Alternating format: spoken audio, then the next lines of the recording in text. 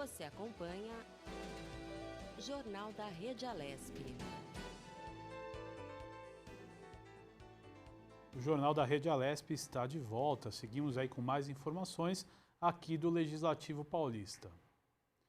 E a deputada Mônica Seixas, da Mandata Ativista, realizou um ato solene contra a inviabilização da doença falciforme.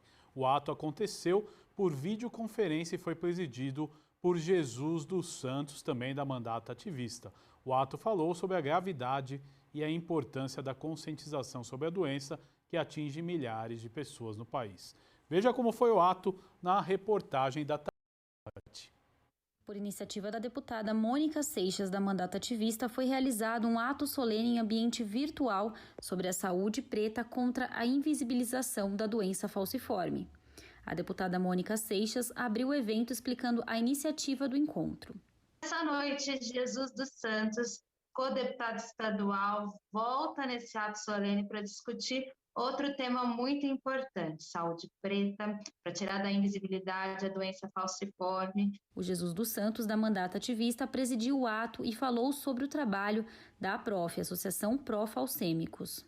Estamos hoje aqui no dia 23 de abril, a partir de entender e se somar à luta que a APROF vem organizando há muito tempo na cidade de São Paulo, no estado de São Paulo, uma luta árdua para que as pessoas com traço falciforme, doença esta que durante muito tempo foi estigmatizada como uma doença apenas de pessoas pretas, o que na verdade não é verdade, visto que com o processo de mixigenação forçada através de estupros, a sociedade, a qual hoje denominamos como sociedade brasileira, se misturou, e os traços falciformes, assim, passou a ser do conjunto da população brasileira. A Sheila Pereira, representante da APROF, explicou sobre a importância da Lei de Prevenção da Doença Falciforme. Essa semana é a Semana de Prevenção da Doença Falciforme, e traço falciforme no município de São Paulo. Isso foi um projeto de um decreto de lei desde 2005, e a Secretaria Municipal, ao longo dessa semana, do dia 21 até o dia 27, é uma semana de prevenção, de falar, a gente pega na educação permanente, de falar, de conscientizar os profissionais de saúde, de conscientizar os governantes das demandas que temos em torno da doença falciforme, Ainda, hoje, nós temos um espaço maior para falar da doença, tem um diálogo, diferente de um tempo que era mais invisível ainda do que hoje. Imagina, hoje nós estamos vivendo num momento aí, principalmente nesse momento de pandemia, que os hospitais, os leitos, as UBSs estão todas voltadas para essa questão e as pessoas com doença falciforme e outras patologias estão aí nesse meio. A Cíntia Gomes, do Conselho da Comunidade Negra de Araras e portadora da doença falciforme, falou sobre a militância e o trabalho que faz de conscientização no município de Araras. Estamos num processo que em 2017 foi aprovado a Lei 5.082 sobre anemia falciforme. Porém, nós estamos em estado de construção desse projeto, porque hoje em Araras nós temos assim, quando se faz, eu já pulei direto para o tema, quando se faz um teste de anemia falciforme, é feito de um período de 4 anos para cá, as mães gestantes, elas são feito teste nelas de anemia falciforme. Se elas têm anemia falciforme, é feito o cuidado com ela e a criança. Se não, ele não abrange a família. E essa falta que tem em relação a isso, em relação ao buscar, porque assim, nós não temos hoje famílias catalogadas, qual é a quantidade, como nós somos, quanto nós somos e de que forma nos tratamos. E essa problemática a gente foi vendo no dia a dia, na constância, né? Que assim está deteriorando-se a população. O Nadir, conselheiro municipal da PROF, comentou sobre a gravidade da doença e falou sobre a importância do legislativo na conscientização sobre a doença. Uma doença tão grave como a anemia falciforme ainda se olha, ainda se tem em alguns lugares que chamam, e leis ainda, né? Olha isso, e leis que falam que a anemia falciforme é uma síndrome, né? São coisas horrorosas que acontecem nesse Brasil e não vê que esse povo já luta há muitos anos para isso. Pelos testemunhos do que aqui passaram, principalmente aqueles que vivem com anemia falciforme, nós vemos a gravidade da patologia, né? E como ela tem que ser tratada, né? E nós precisamos de vocês, deputados, que nos olhem, que nos abracem, que lutem com a gente. Vocês são a porta para que a gente consiga levar para a sociedade, consiga levar para o sistema de saúde público as nossas reivindicações. Precisamos muito de vocês. Vocês são importantíssimos na nossa luta, muito importantes. Né? Sem vocês a gente não consegue chegar aonde nós queremos. O grupo de pessoas vivendo com anemia falciforme não perde muito, não. Eles só querem ser atendidos, né? Eles querem ter o mínimo, pelo menos, de saúde. Daí você acompanhou. E vamos falar novamente com o repórter Sérgio Everton. Sérgio, quais as informações que você traz agora no jornal da Rede Alesp? Você que acompanha tudo o que está acontecendo aqui no Legislativo Paulista, trouxe tudo o que aconteceu no Tribuna Virtual logo no começo do jornal. Quero saber quais as informações que você tem para o telespectador da Rede Alesp nesse momento. Oi, Guga, tudo bem? Tudo de ótimo, volta Sérgio. aqui, né, o Jornal da Rede Alesp. A gente conversou antes, né, na primeira entrada minha, você voltaria aqui para falar sobre os projetos, né, de lei de deputados que ainda vão ser, né, analisados, né, discutidos, enfim, e votados, né, no nosso plenário virtual. Isso não deu tempo semana passada, até pelo tempo da própria sessão mesmo, né? Então não teve como ser votado os projetos de deputados, todos, né, os que estavam, inclusive são 14 projetos, enfim. Mas, né, teve alguns aprovados, né, durante a sessão plenária de terça-feira. Os outros que ficaram, né, para serem discutidos e votados, um deles, inclusive, a da deputada que está tendo aí muita polêmica ainda, né? Aliás, ele foi à votação, mas não foi totalmente aprovado, né? Que é o 146 de 2020, aí de autoria da deputada Leci Brandão, né? Que determina aí, viu, Guga, a suspensão do cumprimento de mandados de reintegração de posse, né? E emissão de posse também, despejos, né? No caso, remoções, né, judiciais ou extrajudiciais, né, principalmente durante essa pandemia, né? Não é que não vá, né, haver mais a reintegração de posse, não é isso. O que o projeto de lei 146, de autoria da deputada Leci Brandão, diz, né, e pede que durante essa pandemia, né, não tenha reintegração de posse. Isso não quer dizer que está definitivo, né? Então, precisa ainda, o projeto foi aprovado por parte, né? Faltam itens ainda a serem aprovados, e isso deve acontecer numa próxima reunião, provavelmente, talvez até amanhã, né? Nós temos aí o Colégio de Líderes, né? Na terça-feira, geralmente, a Assembleia tem os projetos de lei para serem discutidos, né? E votados.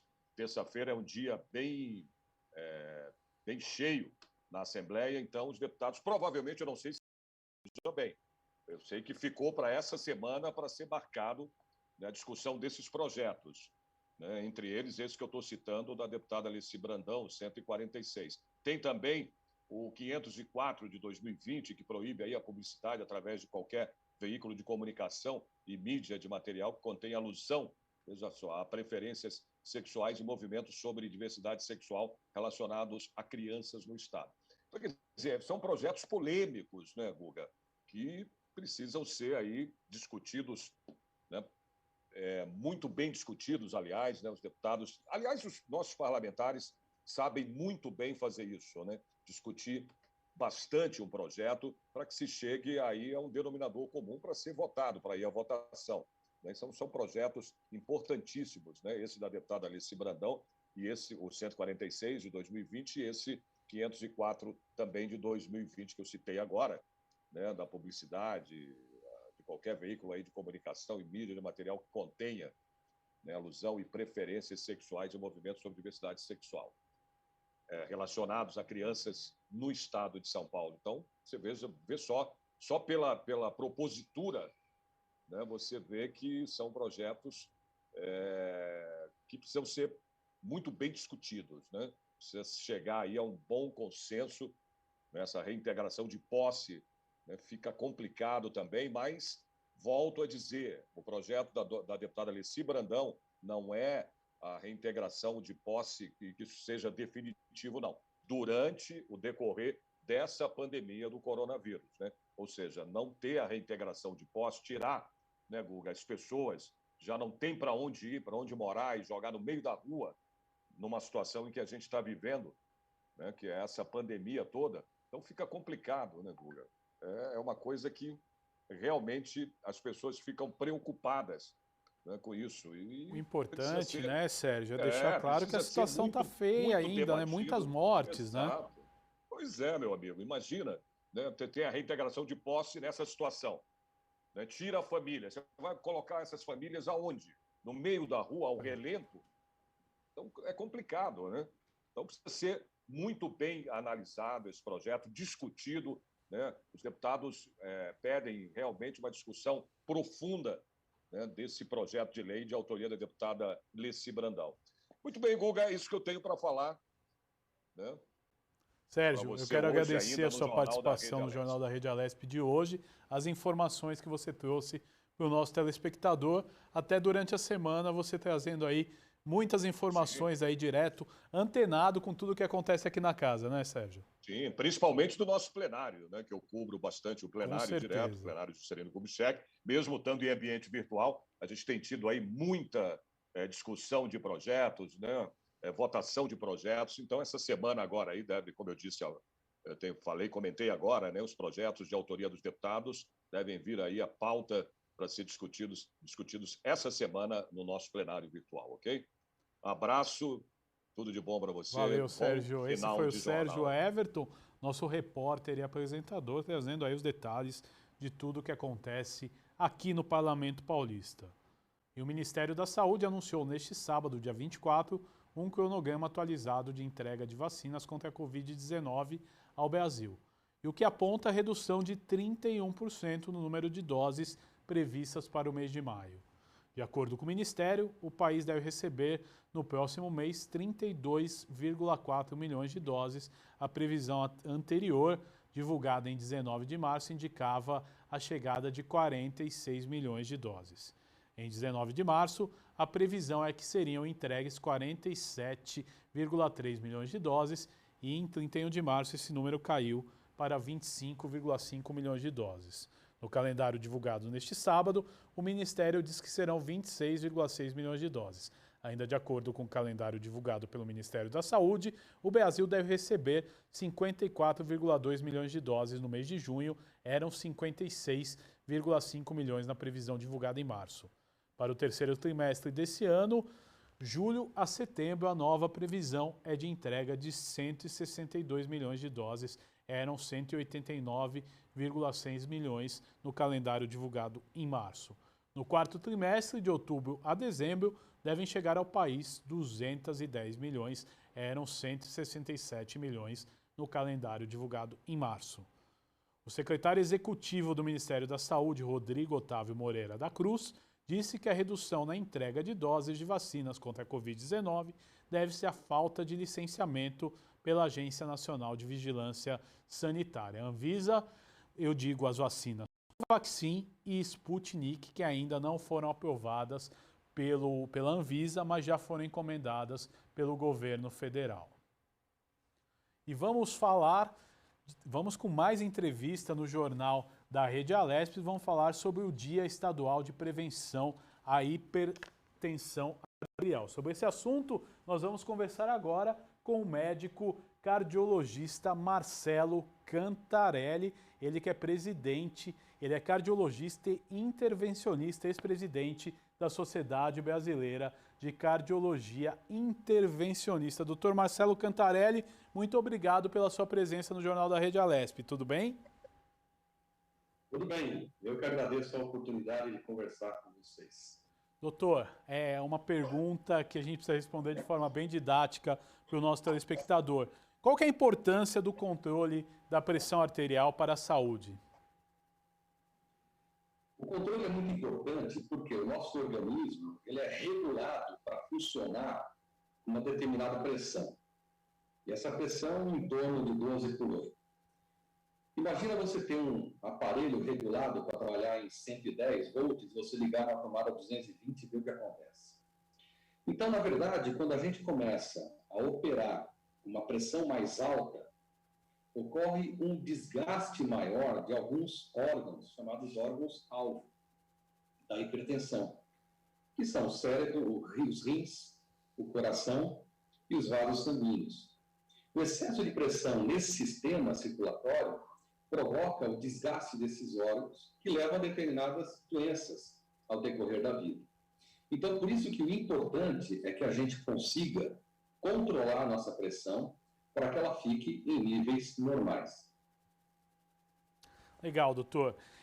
Qual que é o parâmetro ideal de uma pressão arterial para ser considerada normal? E aí quais, né, a margem que nós temos aí para dizer ainda que o cidadão ele não é hipertenso e aonde ele se torna hipertenso? Transformando a pressão 12 por 8 para milímetros de mercúrio, a gente fica com 120 por 80. Então, na medicina, a gente considera hipertenso o paciente que tem pressão igual ou maior a 130 por 90 milímetros, ou seja, será 13 por 9. Entre 12 por 8 a 13 por 9, fica uma hipertensão limítrofe. Acima de 13 por 9, hipertensão, que vai ter desde os graus mais leves, né, como 13 por 9, até o grau mais severo, que seria aí 18 por 12, ou 180 por 120. Então, existe essa graduação da gravidade da pressão. Há um limite inferior, teoricamente, seria 10 por 6, 9 por 6, mas a pressão mínima normal é aquela que o organismo continua tendo as suas funções preservadas e que a pessoa se sinta bem. Mas, em média, pegando a população geral, essa pressão normal, ela vai aí de 10 por 6 a 12 por 8. Agora, doutor, quem está naquela faixa do 13,5 por 8,5, ele já pode ser considerado hipertenso ou são sinais aí de progressão para a hipertensão? Ele já é considerado um hipertenso leve e ele já precisa controlar. É importante salientar que o controle da hipertensão não é só medicamento. Existem o tratamento não farmacológico, que muitas das vezes, você corrigindo um ou outro problema, você controla a pressão sem precisar de medicamento. O tratamento não farmacológico inclui uma dieta adequada, a perda do peso e atividade física. Às vezes, atividades de relaxamento, meditação, respiração mais prolongada, são medidas para combater o estresse. Tudo isso junto pode muitas vezes controlar uma hipertensão leve sem necessitar o uso de medicação. Agora, doutor, quais os fatores que levam, o senhor explicou aí do alto peso, né? Mas quais outros fatores que levam, né, o indivíduo a desenvolver a hipertensão e quais as formas de prevenção não medicamentosas? É importante salientar que 80% a 90% da pressão alta é hereditária. E essa pessoa vai ter a chance de desenvolver hipertensão durante a sua vida, maior do que as outras, certo? Baseado aí em fatores ambientais. E aí entra a importância do estresse, de não fumar, não abusar de bebida alcoólica, de não aumentar o peso, de não ser um indivíduo sedentário. Essas coisas todas, durante a vida, podem propiciar o aparecimento mais precoce da hipertensão. Quem tem a carga genética da hipertensão pode ter a hipertensão, inclusive, na infância, pegando aí as crianças mais obesas e com alimentação errada, tá certo? Agora, 20% da hipertensão arterial, da pressão alta, ela é ocasionada por outras doenças, ou seja, a hipertensão ela é secundária. É menos frequente, mas, às vezes, um problema de tireoide pode levar à hipertensão arterial, um problema no rim pode levar à hipertensão arterial, um tumor pode levar à hipertensão arterial. Então, o médico, o que faz? Recebendo uma pessoa que tem pressão alta, através de alguns exames, ele detecta se a sua pressão alta, você está com a pressão alta por ter uma outra doença, tipo um hipertireoidismo, ou se você está hipertenso porque você tem uma hipertensão primária, essencial, que é essa sim de origem genética. Para haver uma prevenção da hipertensão, o primeiro passo é saber se você é hipertenso ou não. E o diagnóstico é simples, é medir a pressão arterial. É tão simples, entretanto, no nosso país, acredita-se que metade das pessoas que sejam hipertensas não sabem que são hipertensos, porque nunca mediram a pressão arterial. Então, a primeira lição é ir ao médico e medir a sua pressão arterial para saber se você tem hipertensão. Isso é muito importante, porque na grande maioria das vezes, a hipertensão arterial não dá nenhum sintoma. Agora, doutor, outro fator que é muito importante é quando eu devo procurar um especialista? Você deve procurar um médico assim que possível. Ou seja, se você nunca mediu a pressão arterial, tem que ir ao médico e medir a pressão e fazer a avaliação.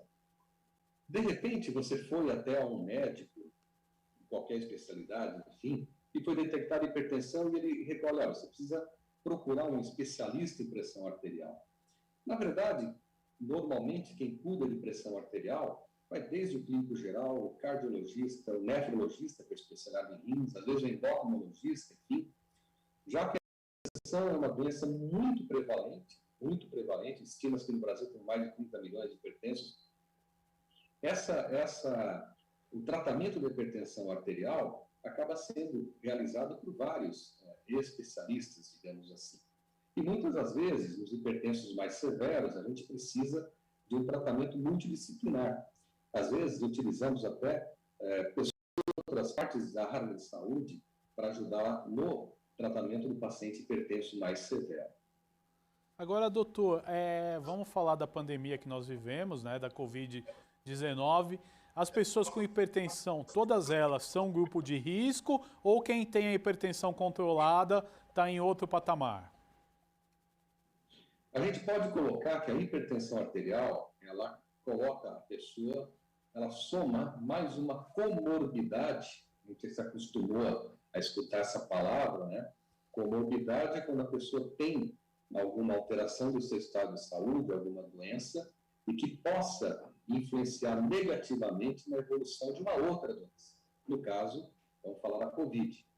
Sabe-se que as pessoas que têm pressão alta, ou algum tipo de câncer, ou obesidade, ou doença renal, essas são as principais, elas podem ter uma evolução da Covid pior do que uma pessoa que não tem alguma comorbidade.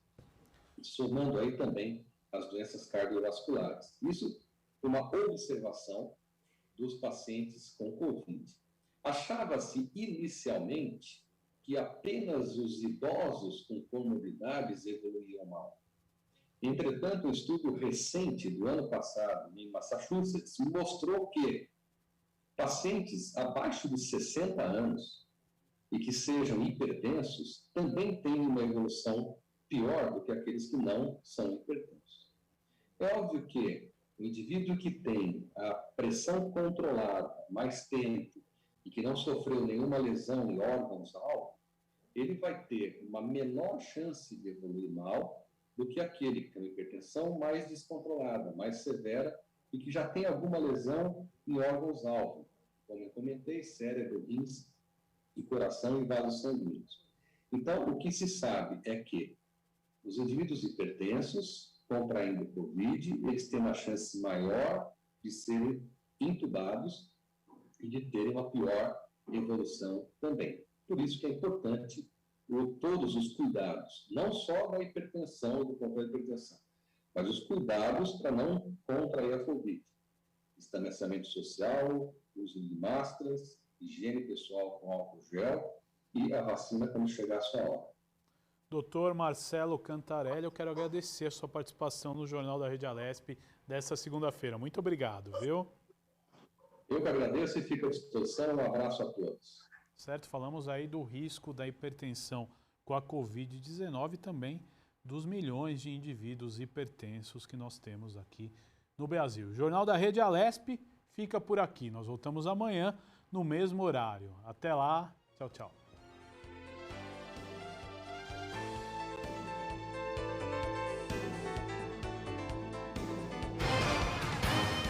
Você acompanhou o Jornal da Rede Alesp.